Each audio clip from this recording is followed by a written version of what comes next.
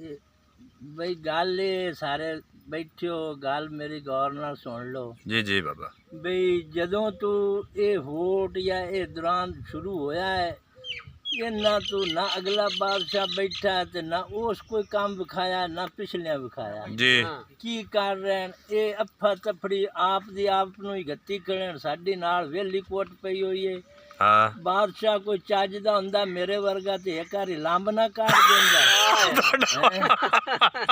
ਇਹ ਬਾਦਸ਼ਾਹ ਤਾਂ ਕੋਈ ਨਹੀਂ ਸਾਰੇ ਆਪੋ ਆਪਦਾ ਹੀ ਆਪੇ ਆਂਦੇ ਮੈਨੂੰ ਅਰਸ਼ਾ ਲੱਭ ਜਾਵੇ ਦੂਆ ਪੈਂਦਾ ਮੈਨੂੰ ਅਰਸ਼ਾ ਲੱਭ ਜਾਵੇ ਸਾਡਾ ਗੱਲਾਂ ਖਰੀਆਂ ਨੇ। ਲਵੇ ਨਾ ਹਾਂ ਗੱਲਾਂ ਖਰੀਆਂ। ਅੱਲਾਹ ਤਾਲਾ ਵੀ ਆਂਦਾ ਹੈ ਕਿ ਸਾਰਿਆਂ ਦੇ ਹੱਕ ਦੁਆ ਕਰੋ ਤੇ ਤਾਂ ਸਾਰਾ ਕੁਝ ਲੱਭਦਾ ਹੈ। ਨਹੀਂ ਇਹ ਗੱਲ ਪੱਕੀ ਹੈ। ਜੇ ਆਪ ਦੇ ਡੇਢ ਤੇ ਹੱਥ ਮਾਰੀ ਰੱਖੀਏ ਤੇ ਕੁਝ ਵੀ ਨਹੀਂ ਲੱਭਣਾ ਅਖੀਰ ਬੜੀ ਸੋਹਣੀ ਗੱਲ ਕੀਤੀ।